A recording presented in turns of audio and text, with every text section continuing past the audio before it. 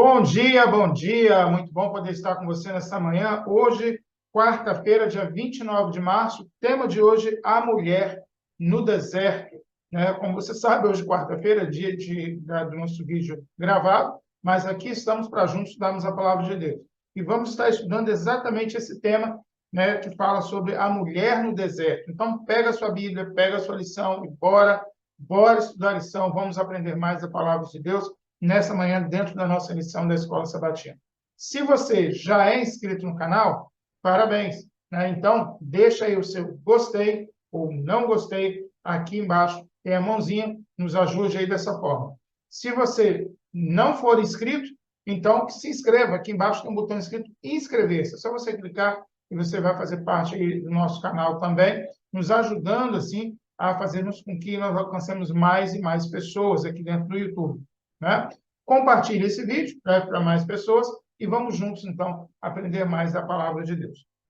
Nós temos aqui a nossa lista de oração, que nós fazemos aqui todos os dias, a gente ora, intercede. Nossa lista está aqui, nova, está aqui a nossa listinha nova, e vamos estar orando, então, aqui pelos nossos irmãos que nós temos aqui, na nossa lista. Hoje, vamos estar fazendo o seguinte, vamos estar orando por todos, obviamente, mas nós vamos tirar aqui 2 nomes para que nós possamos orar em especial. Então, hoje nós vamos estar orando aqui pela nossa irmã Gilda, que pede por sua vida espiritual, e lá no fim da lista, pela Késia e o Tiago, para que ele retorne à igreja, tá bom? Então, neste momento, eu peço a você que incline sua fronte, feche seus olhos. Vamos estar, então, orando ao nosso Deus. Santíssimo e amado Pai, obrigado porque o Senhor nos dá mais esta oportunidade de estarmos aqui para estudarmos Tua palavra. Viemos aqui, ó Deus, com este intuito para que o Senhor nos mostre, nos oriente, nos direcione dentro das Tuas verdades, daquilo que a Tua palavra nos mostra, principalmente no livro do Apocalipse, que são mensagens para o nosso tempo e que precisamos estar, então, bem atentos àquilo que o Senhor deixou para nós nos últimos dias. Então, nos dê o discernimento do Espírito Santo e que possamos, ó Pai, sermos guiados pelo Senhor neste estudo. Vem estar, ó Deus, em especial aqui na nossa lista de oração, com a nossa irmã Gilda, na sua vida espiritual, que ela possa ser uma pessoa valorosa na tua causa, sendo usada por ti cada vez mais, e que ela possa enriquecer sua vida espiritual no estudo da tua palavra, para que possa ser, então, um instrumento para levar a verdade do Senhor às pessoas que não conhecem. E esteja aqui também com a Késia e com o Tiago, que eles possam, ó Deus, estar retornando para a tua casa, possam estar voltando para os teus braços de amor, enquanto a porta da graça ainda está aberta, Senhor. O Senhor possa convidá-los, possa chamá-los, seja da forma que for que o Senhor entre em contato com eles, mas que eles possam se entregar novamente a Ti e que possam, ó Deus, trilhar nas fileiras daqueles que estarão defendendo a Tua verdade nos últimos dias. Esteja conosco nos minutos que se seguem, em nome de Jesus. Amém. Amém, amém. Vamos lá, então. Não deixe de mandar. Todos os dias a gente vai estar orando aí por 2 pessoas dentro da nossa lista, claro, por todos também, mas em especial por 2 pessoas. Nós vamos estar agora transmitindo para você aqui, compartilhando com você aqui, uma tela onde nós vamos estar, então, vendo o nosso estudo de hoje. Hoje vai ser diferente, porque vamos ter gráfico, vamos mostrar algo novo para você aqui. Então, vamos lá. Vamos compartilhar aí. E deixa eu sair aqui. Opa, saiu. Opa. Pronto. Tá aí. Bem, essa é a capa, o nosso thumbnail aí da nossa lição da semana. Jesus vence, Satanás perde. Hoje, quarta-feira. Então, vamos seguir aí para o tema de hoje. Nosso tema de hoje, a mulher no deserto. Então, vamos aí seguir para o nosso estudo. Isso. Vai fechar ali direitinho, você vai poder ver melhor. Então, vamos lá. A mulher, então, foge para o deserto. Apocalipse 12, verso 6, nos fala o seguinte: e a mulher fugiu para o deserto, onde já tinha um lugar preparado por Deus, para que ali fosse alimentada durante 1.260 dias. Bem, esta mulher que aqui nos mostra, em Apocalipse, ela é, então, uma representação, um simbolismo da Igreja de Deus, do povo de Deus. Tá? E esta mulher, ela foi fiel ao Senhor na sua trajetória, ou seja, a Igreja de Deus foi fiel ao Senhor em sua trajetória. Foi uma igreja que esteve presente, né, com a verdade do Evangelho. Vários tentaram, né, denigrir a imagem, as verdades da Igreja de Deus, mas ela permaneceu sempre firme. Só que, passado um tempo, né, começou a haver, então, a adentrar dentro da igreja algumas ideias errôneas dentro da igreja.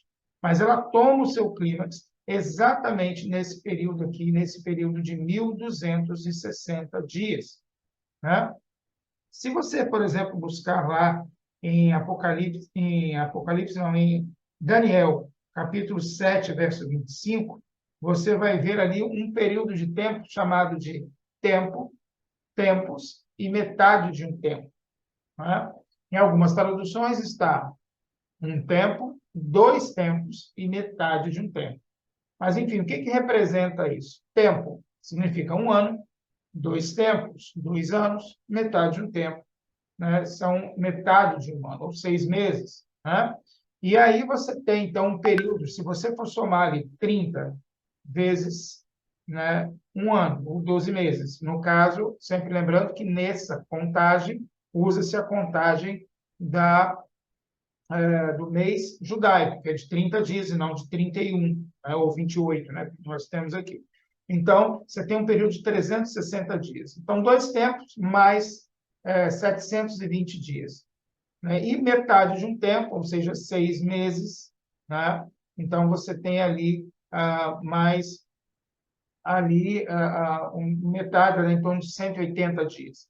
Então, o que você tem? Somando-se todos esses tempos, né, que nós temos aqui, nós chegamos ao mesmo período de 1260 dias, ou seja, 1260 anos, porque a lição nos fala ali que em Números 14, 34, né, nos mostra aí que, e Ezequiel 4, 4 a 6, de que um dia representa um ano em profecia. Então, nós temos aí um período de 1260 anos, em que a Igreja de Deus ela foi ali, então, fugida para o deserto, ou seja, deserto, local pouco habitado, né, local ermo, né, escondido.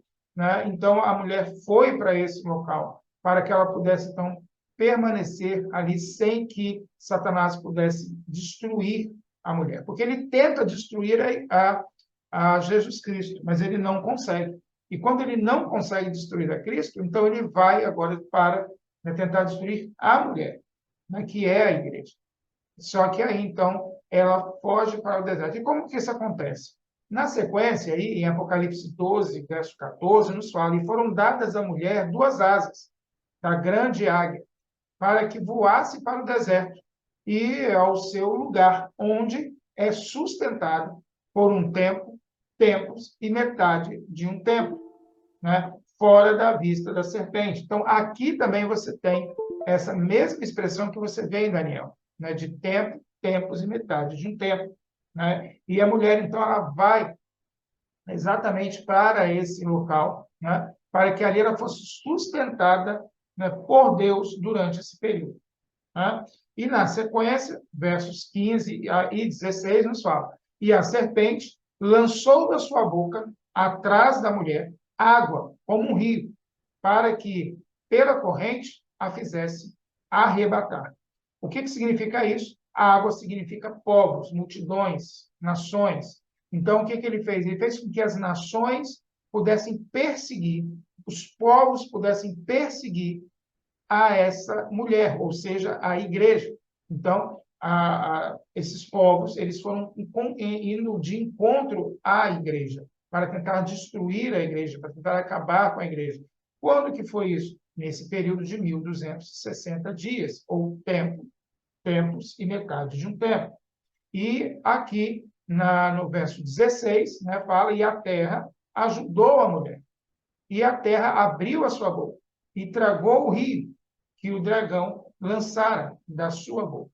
Ou seja, todas as investidas que Satanás fez contra a mulher não prevaleceu. Por quê? Porque a terra, ou seja, locais pouco habitados, locais ermos, locais escondidos, puderam fazer com que essa mulher pudesse ficar, então, guardada durante todo esse período, né, em que ela foi perseguida.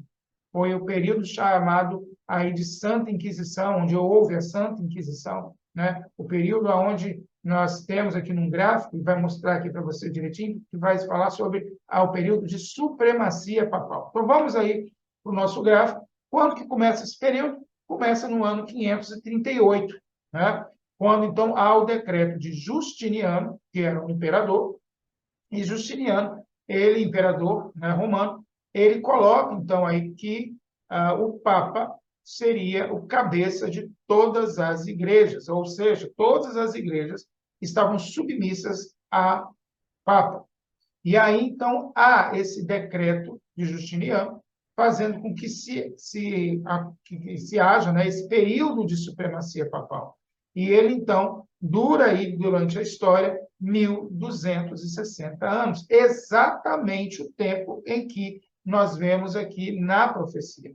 Você vê exatamente esse, né, nós lemos lá, né, seria um período de 1.260 anos, ou, né, tempos e metade de um tempo. Ou ainda, num outro verso, né, fala sobre 42 meses, que também é o mesmo período, né? 42 meses.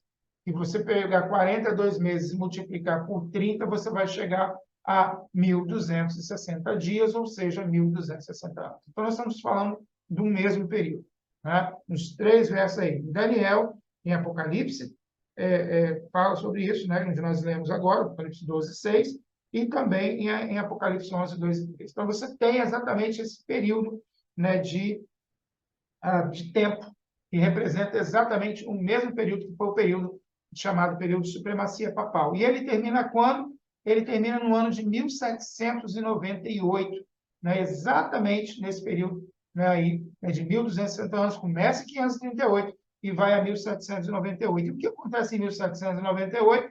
Né? Ocorre a prisão do Papa Pio VI, né? Quando, então, Berthier, general de Napoleão Bonaparte, vai até, então, a sede da igreja e prende o Papa, né, ali Pio VI, e destrona, acaba com a supremacia papal. Não mais o Papa poderia, né, ser o cabeça da igreja, como era antes, fazendo e desmandando em tudo. Então, acontece, então, ali esse fim desse período de chamado supremacia papal. Ok? Mas o que ocorre nesse período de 1.260 anos? Né? Muitas perseguições, muitos momentos ali terríveis para com a igreja. E aqui nós, como falamos, né, nós vimos aí que a terra tragou a mulher. E o que significa isso? É que os fiéis de Deus, eles se esconderam em regiões montanhosas, em regiões isoladas da terra, mantendo, então, firmes na fé e mantendo a palavra de Deus viva, fiel, divulgando, na medida do possível, a verdade de Deus. Então, eles se colocaram em locais bastante refugiados, bastante longínquos, para poder, então, levar a palavra de Deus, primeiro para os seus e depois para as pessoas, né? E entre esses fiéis testemunhas, né, de Deus, nós ressaltamos, então, os valdenses, que perpetuaram as verdades de Cristo e a Bíblia entre os seus e depois também aos outros povos, né? Eles tinham ali escolas nas montanhas, nos Alpes suíços, eles tinham escolas aonde eles ali ensinavam as verdades do Evangelho. Há relatos de que os valdenses guardaram o sábado. Então, a verdade de Deus a respeito do sábado permaneceu, né, durante esse período em que os de 1.260 anos, através dos valdenses e, claro, de outras pessoas também, né? Mas a gente ressalta aqui a história dos valdenses, né? Eles permaneceram firmes na palavra de Deus, né? Nesse daí. E assim fizeram com que a verdade do Senhor ela pudesse ser proclamada. e que, mesmo em meio às situações tão terríveis que estavam acontecendo, de perseguição e martírio, pois muitos foram mortos, inclusive muitos valdenses foram mortos, né? Existe um relato de que, em determinado momento em que eles encontraram os esconderijos dos valdenses, eles correram, né, para se esconderem nas cavernas e eles descobriram onde eles estavam. Então, ali eles fecharam a porta da caverna e atearam fogo, fazendo com que, então, a fumaça asfixiasse, né, os valdenses e também atacaram fogo ali, né, naquele local, fazendo, então, com que milhares, não que milhares não, mas com que vários, né, desses valdenses morressem. Milhares de pessoas morreram defendendo a fé, né, além dos valdenses. Tivemos muitos mártires, muitas pessoas que tentaram revitalizar a palavra de Deus que havia sido jogada por terra. E nesse período de 1260 anos, apenas o que a igreja que era atuante na época falava é que era lei. E as pessoas não tinham acesso à Bíblia, não tinham acesso à palavra de Deus. Por isso que os valdenses eles tinham essas escolas, fazendo com que as pessoas, né, os seus filhos, entendessem as verdades do Senhor. E depois enviaram esses filhos para as cidades, né, para que lá nas universidades eles pudessem também estar pregando a verdade. E assim a chama do Evangelho, mesmo que parecesse vacilante, se manteve acesa, né? Aqui nós temos alguns dos outros grandes mártires, né, e reformadores da época. Nós temos Jerônimo de Praga, nós temos John Hus, que foram mortos, foram queimados vivos, né? Temos aqui também John Wycliffe, né, que também permaneceu firme, pregando o Evangelho. João Calvino, né? E um dos que nós bem conhecemos, né? Que é Martinho Lutero, né? Aonde então o Martinho Lutero ele, né, em meio à perseguição que fez, sendo ali acusado, né, de heresia, ele ia ser preso e morto. Ele foi levado então para um castelo, o castelo de Wartburg, e lá então, né, ele ficou preso, mas não preso, né, pelo regime papal, porque se ele fosse pelo regime papal, ele seria morto, mas ele ficou preso, ou seja, recluso, né, naquele local durante o tempo, e lá ele escreve, né, a tradução da Bíblia para o alemão. E dali, então, eles passam a imprimir a Bíblia e entregar para as pessoas, né, lá na Alemanha. E fez com que, então, esses falsos ensinos contra a Igreja Romana, né, da Igreja Romana, perdão, os falsos ensinos da Igreja Romana não pudessem, então, estar sendo propagado.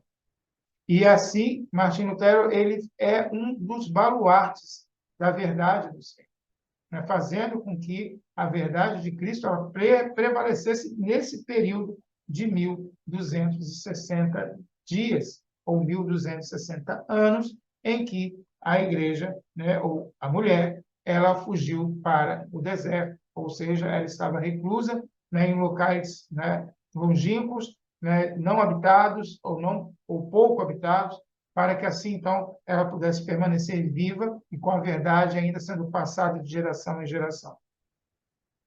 E assim, então, né, nós vemos que em tempos de severa perseguição, Deus, ele foi o provedor para a sua igreja. Assim como ele fez no passado para que a igreja pudesse se manter firme, ele fará também para com o seu remanescente fiel no tempo do fim. Remanescente esse que vamos entender amanhã, né, um pouco mais a respeito desse remanescente. Mas o que fica para nós hoje? Voltando aqui com vocês. O que fica para nós hoje é o seguinte, de que Deus, ele está hoje tomando conta da sua igreja. Ele tem a sua igreja. E ele quer que a sua igreja, eu e você, possamos confiar nele. Do mesmo jeito que ele permaneceu firme com a sua igreja, sustentando a sua igreja, fazendo com que a sua igreja permanecesse fiel, mesmo em meio a perseguições. Hoje, Deus nos garante de que nós também estaremos sendo sustentados por Ele. Estaremos sendo mantidos dentro das verdades que Ele deu para nós através da Bíblia Sagrada. E eu te convido para que amanhã a gente possa continuar nessa trajetória, Vamos falar amanhã sobre o remanescente do tempo do fim. E você é nosso convidado para estar entendendo mais a respeito deste tema. Que Deus esteja com você, que Deus esteja abençoando a sua vida e que você possa estar aí se colocando como um povo fiel de Deus nos últimos dias. Vamos orar? Santíssimo Deus, obrigado, Pai, porque mais uma vez o Senhor nos dá este privilégio de aprendermos mais da Tua palavra. Vimos aqui, ó Pai, que em meio às perseguições, em meio às tribulações, o Senhor sempre levantou o seu povo fiel. O Senhor sempre teve aqueles a quem o Senhor podia estar contando para que a verdade do Evangelho pudesse permanecer viva. Por isso, Pai, queremos colocar a nossa vida nas Tuas mãos, para que o Senhor nos use nesses últimos dias para pregarmos a Tua verdade, anunciarmos a Tua verdade, e que o Senhor possa estar trazendo a nós a Tua orientação através da Bíblia Sagrada, para que possamos estar sendo fiéis testemunhas do Senhor nos últimos dias. Nos abençoe, nos guarde, purifica a nossa vida, nos dê um dia feliz na Tua presença, em nome de Jesus. Amém. Amém, amém. Quer saber mais a respeito da história dos mártires? A gente fez um resumo muito grande aqui, né? Não dá para a gente entrar mais a fundo.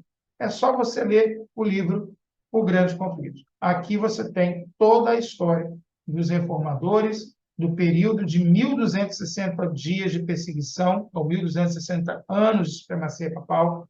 Você tem tudo aqui no livro O Grande Conflito. Então, leia o livro O Grande Conflito, entregue o livro do Grande Conflito agora, no final de semana, vamos estar fazendo a entrega desse livro, né? E aprenda mais a respeito, né, de como que Deus manteve sempre viva a chama da verdade durante toda a história, mesmo em meio às mais terríveis perseguições. E assim ele nos manterá na nova, né, perseguição que virá contra o povo de Deus. Mas permaneça firme, que Deus vai estar com você. Então, que Deus te abençoe, que Deus te guarde, que Deus te ilumine. E amanhã, então, às 7h30 da manhã, estaremos aqui para juntos aprendermos mais da palavra de Deus. Que Deus te abençoe. Tchau, tchau.